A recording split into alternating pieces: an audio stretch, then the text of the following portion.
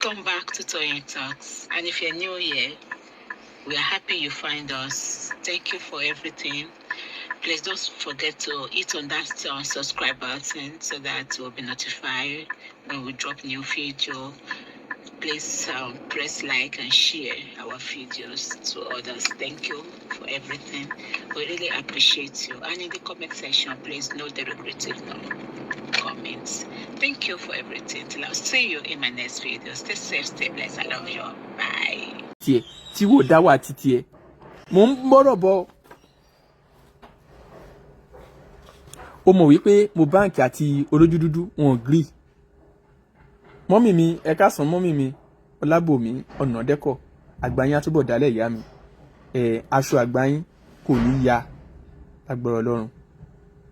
Uncle Yomi, ọmọ Quadri, òkè lọ́wọ́ afúnni ń gbé, ní wálẹ̀ o. Àti gbogbo ẹ̀yin olólùfẹ́ mi tẹ́ wà lórí ìkànnì yìí. Ẹ̀yin tẹ́ ń bá wa share, tẹ́ ń tẹ like, tẹ́ wà ń bí pé ẹ jẹ́ silent watcher. Ní gbé ọmọ gbìn bí iṣu. Gbogbo bí tí ẹ ti ń rówó tẹ́ fi ń ra dátà ní tẹ́ fi ń ṣe dátà ní.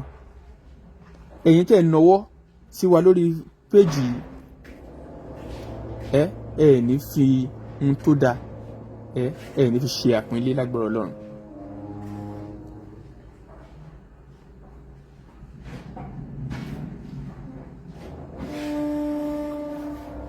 Ṣó ti yé wa?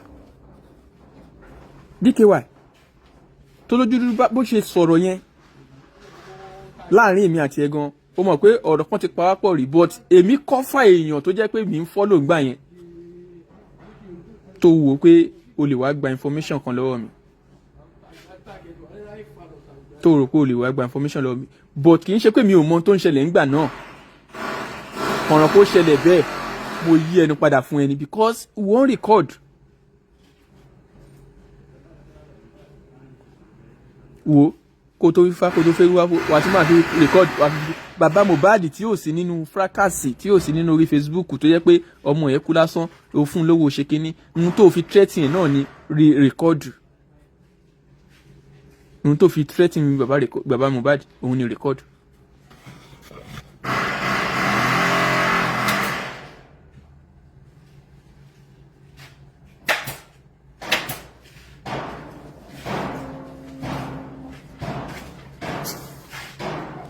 Mọ́mí ẹ má dá olójú dúdú lóhùn.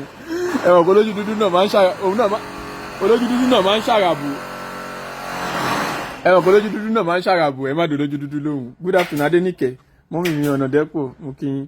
Uncle Yomi Quadri mo kí yín. Mo báǹkì Fatim Toure, Táíwò Ọpẹ́ṣẹ́yìn, Ọlánàbí, Tóyìn Ìbákàrè Balógun, Jímọ̀ Rọ́mọkẹ́, Princess Olórí, Ẹwà Tómi Èjè, Wòlíì Sápẹ́tú, gbogbo yín ni mo kí.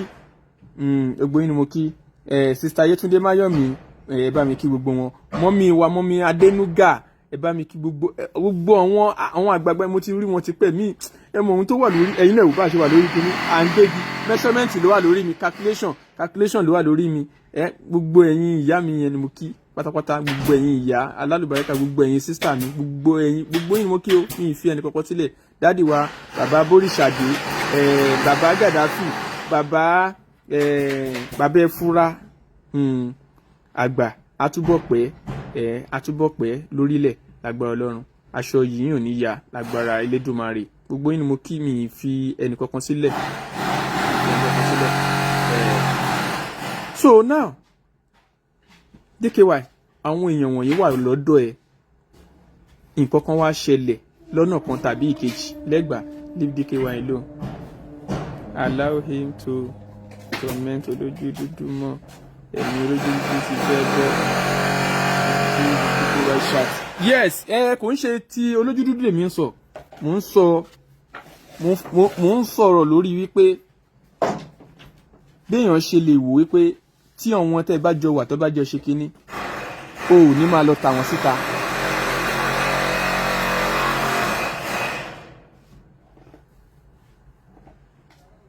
Hello, mo ṣì ń bọ̀, mo bank ẹ ṣe máa pè wọlé, ẹ ṣe máa pè, mo ń bọ̀.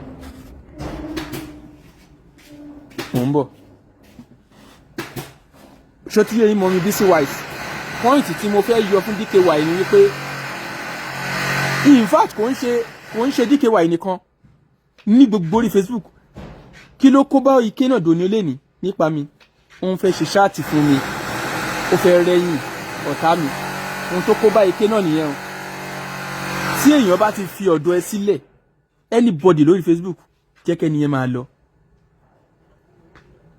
tí èèyàn bá ti fi ọ̀dọ̀ ẹ sílẹ̀ jẹ́ kí ẹni yẹn máa lọ tó wá ń ṣe ṣáàtì fẹ́ nìyẹn ẹ̀tẹ́ ló máa dì fún ẹ létà. DKY tó bá rí àwọn èèyàn tó ti kó lọ́dọ̀ ẹ lọ́dọ̀ àwọn ènìyàn má máa fi jẹ́ kó jẹ́ ìbínú.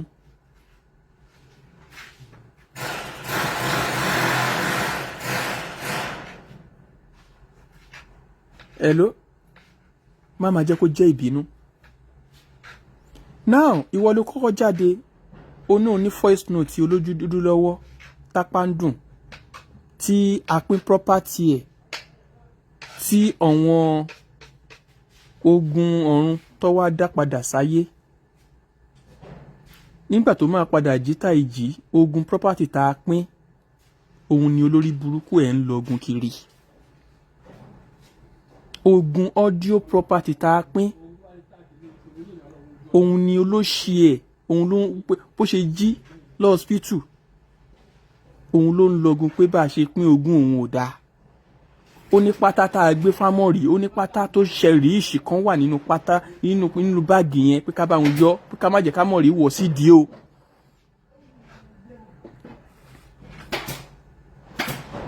ó gbé mátà inú ọ̀dọ̀ tiẹ̀ tíìmù nǹkan tí wọ́n fi ń ṣe ẹ̀ṣọ́ àwọn tó ń secure ẹ̀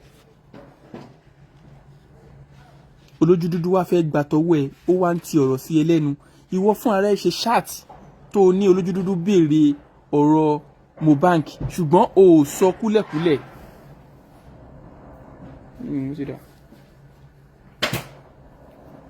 o ò sọ kúlẹ̀kúlẹ̀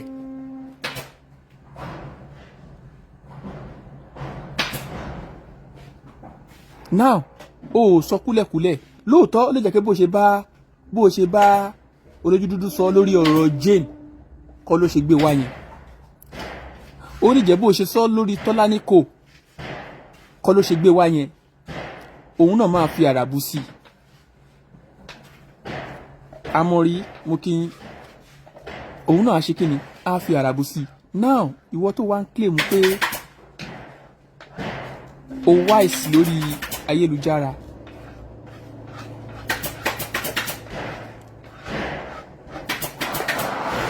ìwọ náà ti sọ̀rọ̀ olójú dúdú tí olójú dúdú wá lè pọ̀ lọ́wọ́ ẹ ju títí ẹ lọ débi wípé olójú dúdú àmọ̀ kó ń parọ́ o wá ń describe bó ṣe rí ṣùgbọ́n òun náà sọ pé o ò fóun ní fọ́tò kí lè jẹ́ pé o lè ṣerú nǹkan tó fẹ́ ṣe yẹn ni wípé o fẹ́ jẹ́ kó jọ́wọ́ tiẹ̀ ló ti máa blog Mohbad o fẹ́ kó jẹ́ pé láti ìta ló ti máa blog Mohbad torí Mohbad ó máa ń bú olójú dúdú.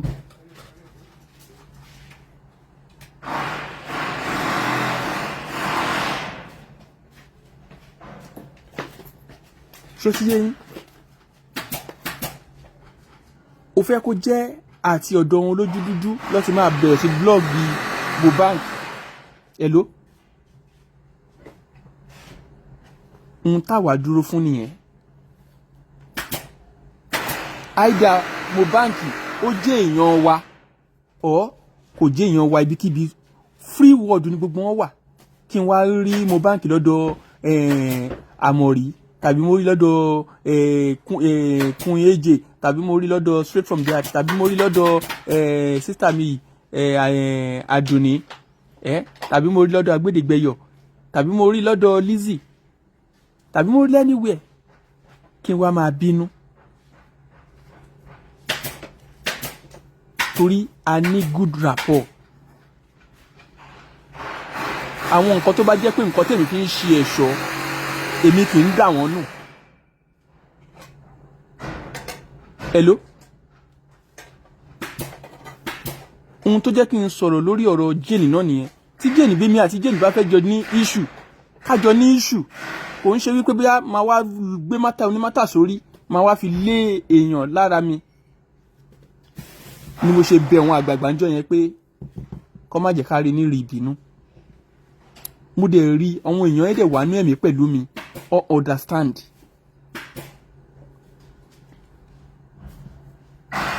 All ṣe kí ni wọ́n understand. DKY pẹ̀lú bí wọ́n ṣe ń claim wípé o ní maturity àwọn èèyàn ẹ kò yẹ kọ́rọ̀ wọn kó lójú dúdú gbé ọ̀rọ̀ wọn wá ta. Olójú dúdú kò yẹ kó ní ọ̀rọ̀ wọn wá ta.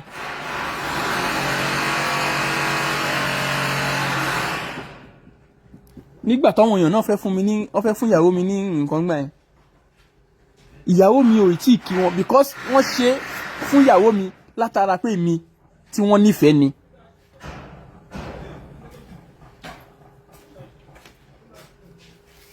Torí ẹ̀ sọ wípé lọ gbé pé wọ́n fi gbéyàwó ẹ̀ sórí fóònù fún wa, gbé ọmọ ẹ̀ sórí fóònù fún wa. Tí n bá wíṣì ni wọn ò dẹ̀ béèrè ìyẹn lèmi mọ̀ wípé èèyàn ṣoore àti pé ìyẹn lèmi náà mọ̀ wípé mo dáàbò bo lé mi because ìfẹ́ mi lọ́ní tó fi wò pé kó nawọ́ sí ìyàwó mi.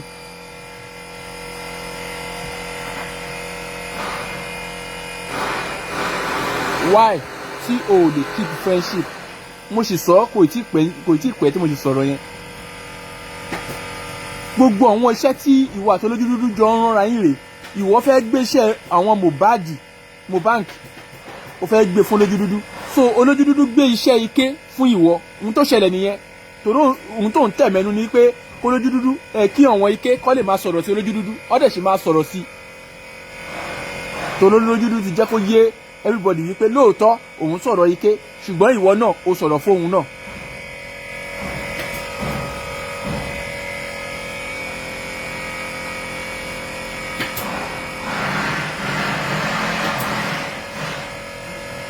Hello? Bí olójú dúdú ṣe ní pé ká pín pátá fún Àmọ̀rí kí n wá máa lọ sọ káàkiri ẹ mọ̀ pé inú yàrá kan láwa yìí èèyàn bíi méjì bíi mẹ́ta ló ń gbọ́ mi kí n wá lọ máa lọ sọ fún èèyàn bíi mẹ́rin níta pé kí n pe Mohbad pé olójú dúdú mà ní ká fún ẹ̀dẹ̀ mọ̀ pé ibi tí mo ti ń sọ yìí àpọ̀ ń bí kí wọ́n máa lọ pé Mohbad kí n máa lọ pé bàbá ẹ fura olójú dúdú mà ní ká inú ogun tó kan o pátá ló ní ká gbé fámọ́rì o ó ní pé kí agbẹ́dẹ́gbẹ́yọ̀ kó gbé Ghana-Must Go àti 3 million kó dá padà kí wọ́n máa lọ sọ káàkiri ṣé n tí mò ń ṣe yẹn ṣó dáa.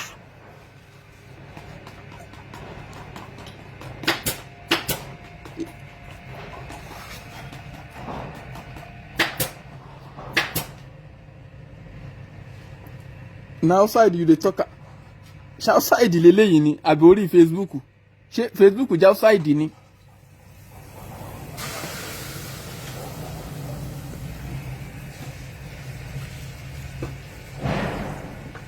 So sórí kinní yẹn a ní kó gbé kúrò lọ́kàn hatred wípé ẹdìẹ dà mí lóògùn nù máa fọ́ lẹ́yìn DKY lọ yọ kúrò nínú ọ̀rọ̀ ẹ̀.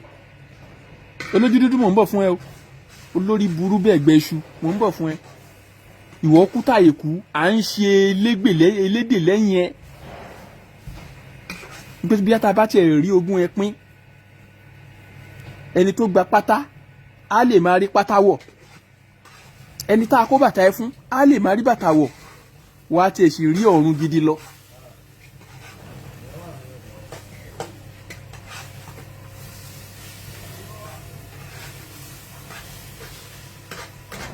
Oríkú ta ọsán yàtọ̀ lérò ẹgbẹ́ ṣó yé wa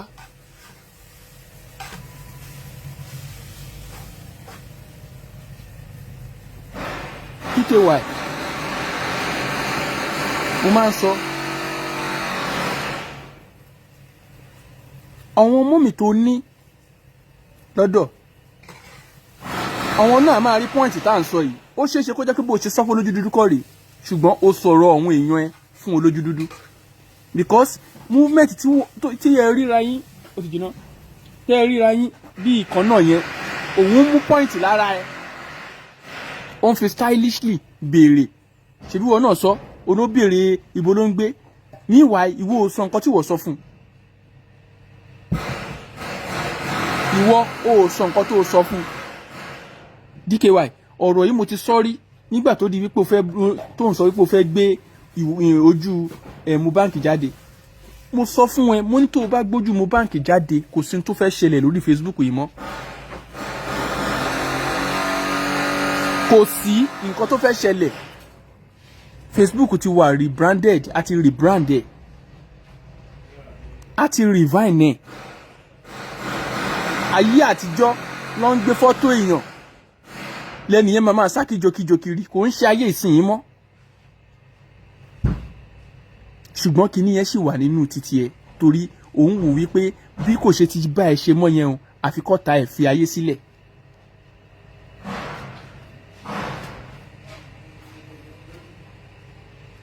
jẹ́ kí nǹkan kó máa lẹ́gò nǹkan.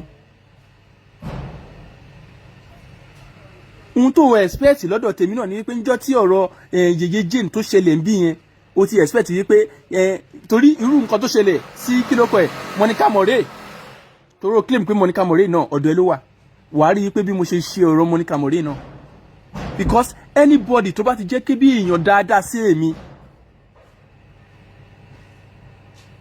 èmi ò ń ta àwọn èèyàn tó bá dáa sí mi mi ń ta wọ́n nù mo máa ń kíìpù àwọn ènìyàn mi ni especially àwọn tó bá ń bá mi sọ bitter truth á kọ́kọ́ gbóná lára mi bí ìgbà pé wọ́n domi gbóná sí mi lára ṣùgbọ́n máa pẹ̀pì DKY kí ló fàjà wa àti Mohbad má gbé ìwòwò ike jáde má gbé jáde fracasi náà sì ni n tó fà nìyẹn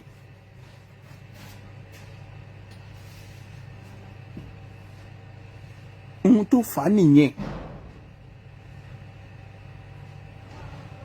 ike yẹn ló wá fẹ́ wá máa dọ́gbọ́n dìfẹ́ǹdì lónìí ike yẹn ló fẹ́ máa dìfẹ́ǹdì lónìí wàá rí pé ṣáàtì mi fi bú ẹ mò ń mú wá bí analysis kéékèèké mò ń gé kéékèèké ni.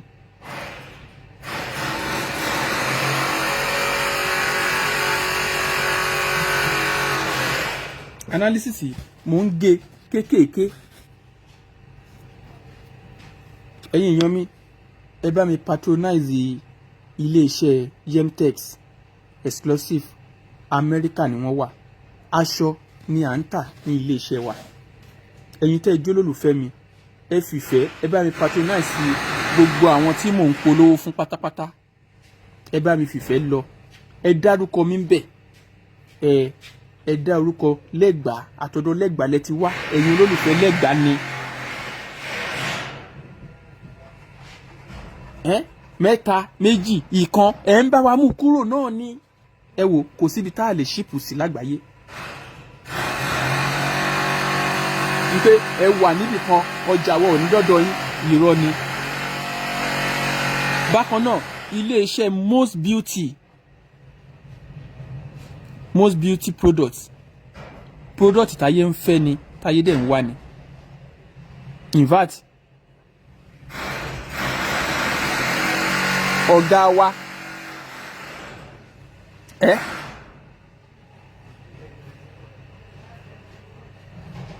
most beauty oníwà pẹ̀lẹ́ oníwà tútù bí àdàbà ni ìyá dáadáa ni in fact ẹ bá wọn sọ̀rọ̀ àwọn gangan ló máa gbé ẹ ṣáà ti ṣàlàyé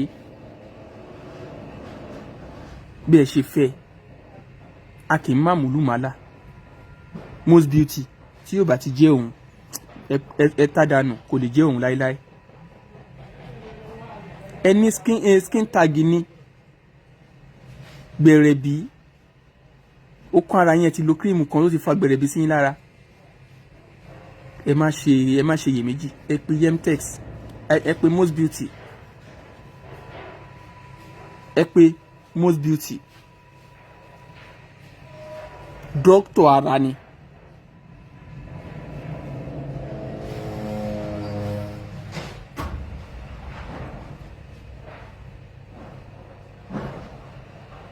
hello.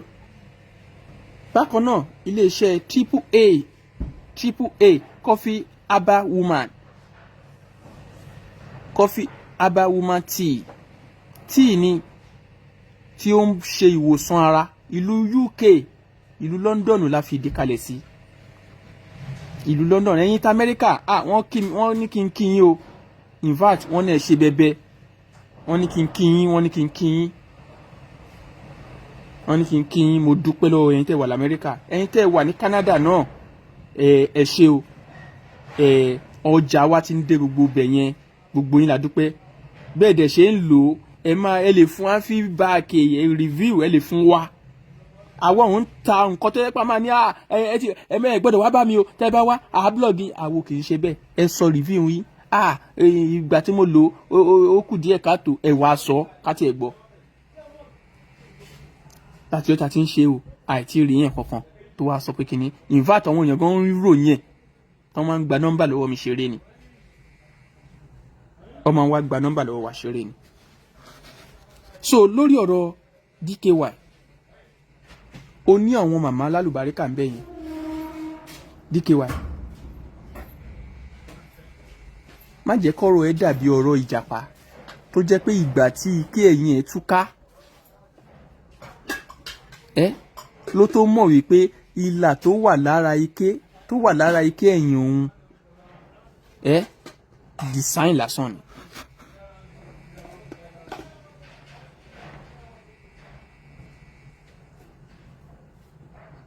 Àwọn èèyàn tó bá wà pẹ̀lú ẹ, n tó ń pè ní fans nìyẹn.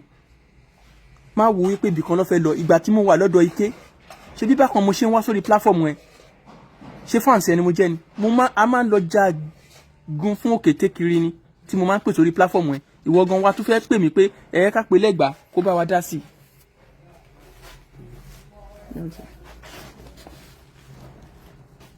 Ẹ jẹ́ ká pe Legba kó bá wa dá sí. Ìwọ gan máa ń make ẹ̀ ní orí platform ẹ. Àwọn tó bá ń comment kiri lọ́dọ̀ ẹ, má fi ṣe ìbínú. Àwọn ọmọ mi wà lórí ìkànnì, àwọn ẹ̀gbọ́n mi wà lórí ìkànnì. Wọ́n máa lọ comment lórí kíní kí wọ́n máa lọ gbé sínú comment níbì kan. Kí wọ́n máa lọ gbé sínú. Ẹ̀rí pórí mi, ṣé orí mi pé bẹ́ẹ̀ yẹn? Ìwà tara ìwà ìkà nìyẹn lọ́wọ́n tó jẹ́ pé orí ìkànnì yìí náà ló ti mọ̀ mí níbi tí mo ti ń ṣe mo lọ sórí platform yìí, lọ́ fi mọ̀ mí, lọ́ fi mú mi. Màá wá dẹ̀ sọ ìjà lu àwọn èèyàn bẹ́ẹ̀. Ẹ̀yin gan ní bú mi lórí ìkànnì DKY. Tún ìwà ẹ ṣe. Àwọn tó bá wà lọ́dọ̀ ẹ, bu àṣírí wọn bọ́ wọn náà ṣe ń bu àṣírí ẹ. Most of àwọn tó kúrò lọ́dọ̀ ẹ, toró o ní ẹ̀mí wípé wọ́n ṣe kúrò lọ́dọ̀ mi, máa blọ́ọ̀gì wọn, wọ́n ṣe kúrò lọ́dọ̀ mi, máa ṣe nǹkan kan fún wọn lọ́jọ́ iwájú. Òun ni.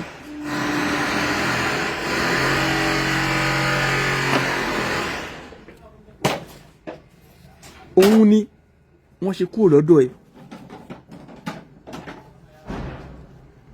Ṣó ti yẹ?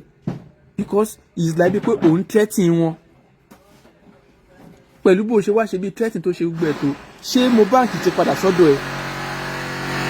Ó ní ohun tútù ló mú obì jáde nínú àpò, òun náà ló mú ọfà jáde nínú àpò. Tí kókó bá ń fẹ́ èèyàn lẹ́fẹ̀ẹ́, a kì í jorí màdò.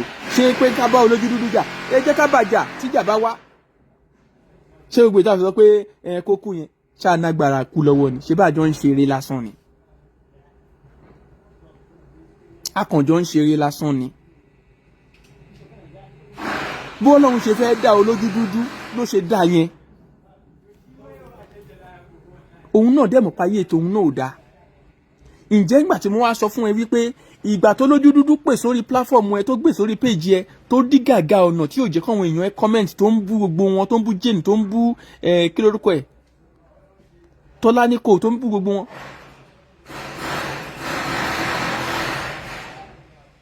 Kí ni mo sọ nígbà tí mo ṣe show? Mo ní kí ló dé tó o make orúkọ ẹ tó ti mú stain. Ṣó mọ̀ wípé kò clear ẹjọ́ yẹn. Ìwọ náà ò dẹ̀ lè béèrè. ṣé o mọ̀ pé ọ̀rọ̀ yẹn ló padà lò ń sìn ó ní nígbà tóun mọ̀ pé òun fẹ́ lò ẹ̀ ìwọ wá ń sọ pé o fẹ́ instigate o fẹ́ òun wáìnì ẹ̀ DKY ohun tó o bá ní lọ́wọ́ tó o mọ̀ pé o lè tètè fi gbá létí because ní ìrọ̀pọ̀ o ní nǹkan kan lọ́wọ́ ìgéèsì ní wáyé èmi ò rò wípé o ní nǹkan kan lọ́wọ́ ìgéèsì ẹ̀ ó ń sọ nǹkan tí wọ́n sọ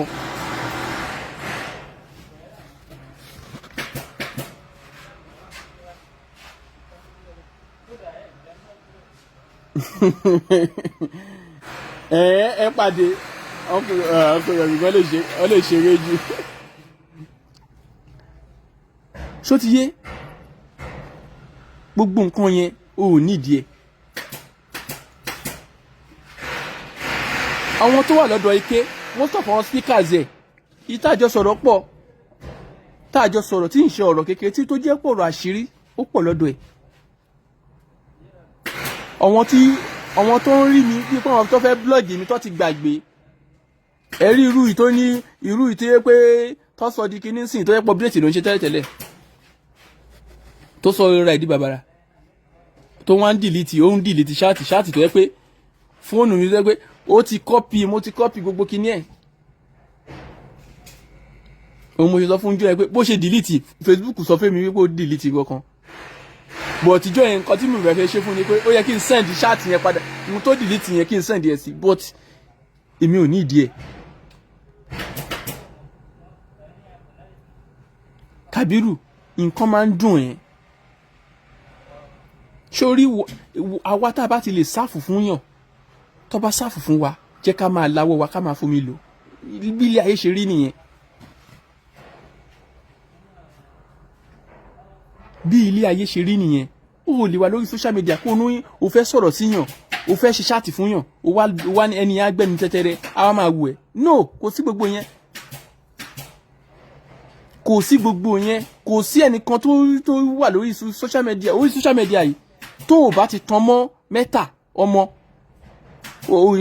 ayé ò ní túmọ̀ mẹ́ òun ṣe ṣáàtì tiẹ̀ oníkálùkù ń ṣe ṣáàtì ẹ̀ tó o bá ti tan mọ́ mẹ́ta ẹ̀ló mo tún repeat ẹ̀ tó o bá ti tan mọ́ mẹ́ta ọmọ òṣìlóṣì òwò ni oníkálùkù jọ ń ṣe ṣáàtì ni.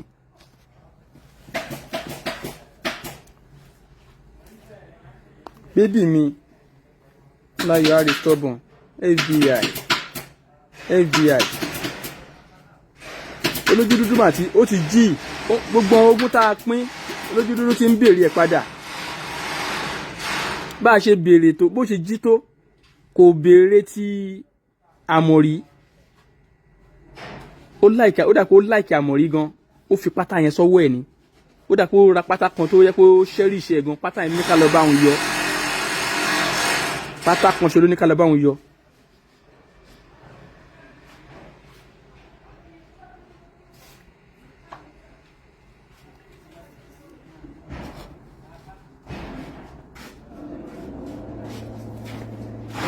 ṣó ti yé wa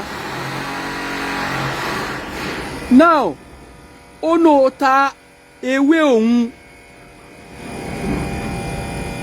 ó ní òkòwò ẹ̀ sílẹ̀ pé ó ní ó sọ fún òun wípé ọkùnrin ní yèyé Jane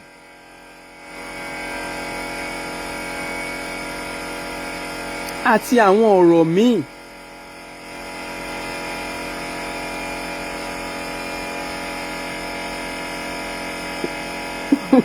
Àmọ̀rí love the pátá too.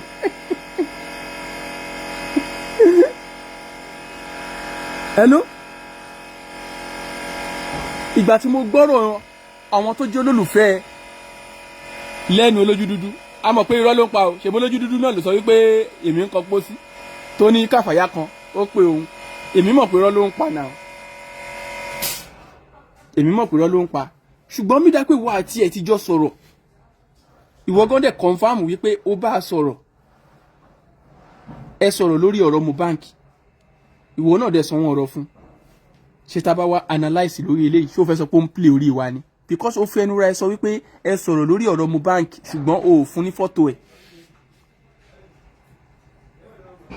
nígbà tó gbé ọ̀rọ̀ Mohbad dọ́dọ̀ ẹ̀ kí ló dé tó escape ẹ̀ bí ìwọ ṣe wá bá èmi lọ́jọ́ kìíní àná tó bá gbàgbé òru ni mo wà ń bí nígbà tó pè mí yẹn.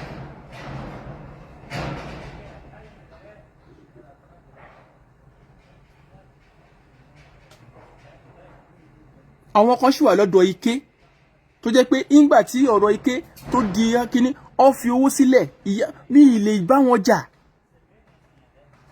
àwọn fẹ́ kí n wà pẹ̀lú ké láìfù tèmi ò dẹ̀ rí bẹ́ẹ̀ because wọn kọ́ lọ bí mi àjọ pàdé lórí ìkànnì ni agídí lè mú ẹṣin dé odò kó kan lè ṣe kí ni but oníkálukú ló ń lọ ẹ̀ ìyẹn ò ní pé kí n wá mú wọn bí ọ̀tá.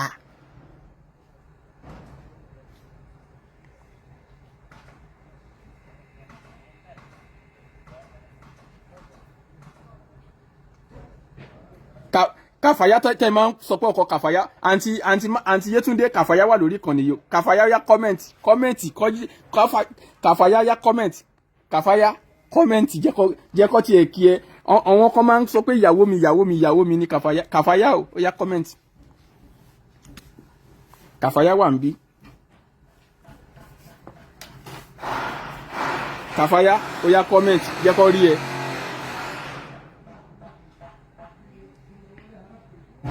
ṣó ti yé wa o nídìí láti go extend bẹ́ẹ̀ yẹn ok wà á expect pé lójú dúdú màmá ṣe ṣáàtì fún àwọn èèyàn wọn yẹn wà wá máa fún wọn catch cruise bó o ṣe fẹ́ ṣe fún Monica More nígbà táwọn èèyàn ṣe update fún nígbà yẹn níbi àbí oṣù tó kọjá bí nǹkan. àbúrò mi ní Kàfàyà rántí gbogbo yín rántí Kàfàyà ní ṣe bí Kàfàyà ní gẹ́ẹ̀ tó lọ sí Nàìjíríà ẹ ti gbàgbé Kàfàyà ni gbogbo yín ti gbàgbé Kàfàyà ni Kàfàyà yẹn òun lólójú dúdú fi ń sọ wípé èmi ọkọ Kàfàyà ń gbé Kàfàyà ti po òun kíní kan ti po òun. ṣó ti yé wa so o ní ìdí wípé kò ṣẹ̀ṣẹ̀ wá máa ṣe gbogbo kíni kó wá máa ṣe gbogbo yẹn ṣó tó bá fẹ́ ṣe ṣe ṣó ẹ má rojọ́ wọn tó ń tì ẹ́ lẹ́yìn má rojọ́ wọn.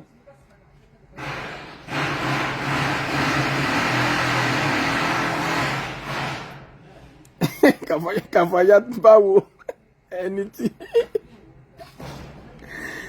ẹni tí mo ti lè lò.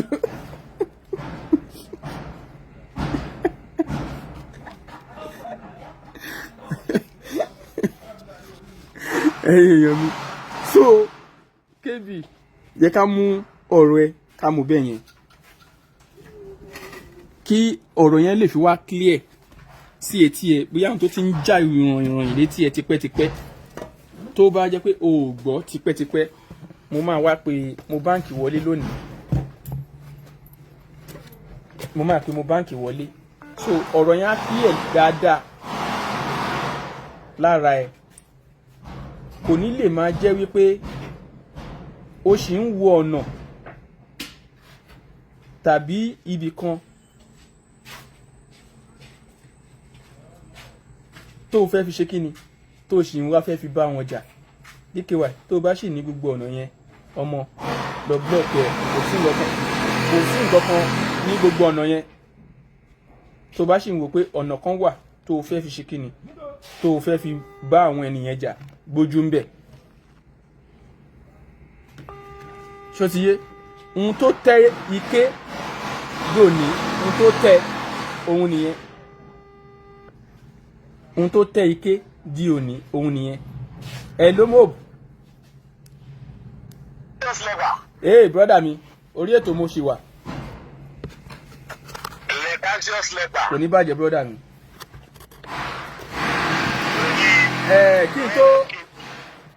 kí n tó kúrò lórí mátà ọ̀rọ̀ DKY because ọ̀rọ̀ yẹn ó dà pé ó ń jà lára jẹ kí ni tó rí lè ṣẹlẹ̀ láàrin ẹ̀yin méjèèjì. kan wà kébì máa wọ́n tó dé.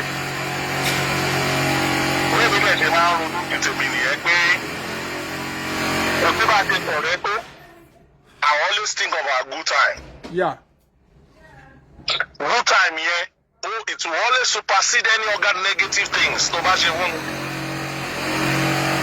That is why often we always say this mobile payment between you and someone, it is better you just walk away and just, let bygone be bygone. Yeah. Àwọn ọmọ pé ìyá máa ń parọ́.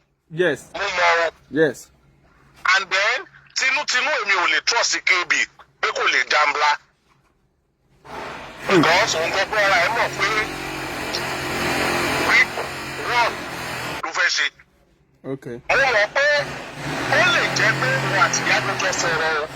But 1% nǹkan tí ìyá sọ yẹn KB wọ́n jọ máa jọ sọ ni. Because initially mo ti rí pé bóyá mo bá àwọn fẹ́ lo as baiting. Yes.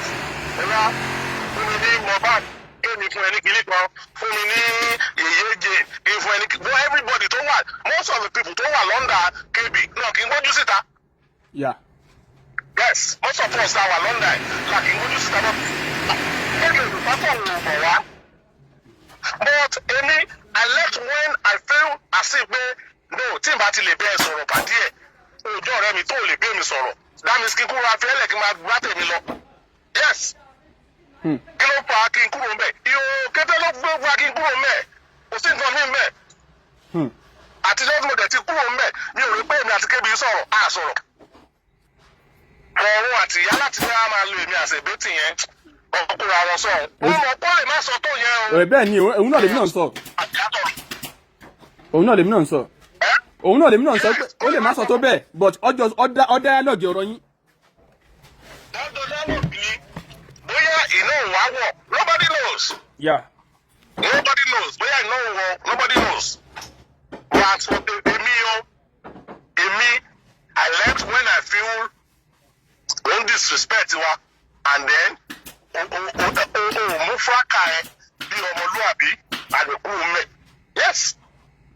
Yes. Yes. Legba. Brother mi.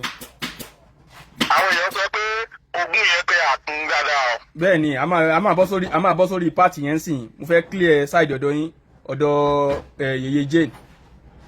So. Mo bá sọ pé yèyé Jane náà ọkùnrin náà obìnrin na dem no. Yèyé Jane ló kọ́mẹ́ǹtì yìí pé òun àti KB ò tí jọ ṣe kí ni ọ̀hún tí jọ sọ̀rọ̀.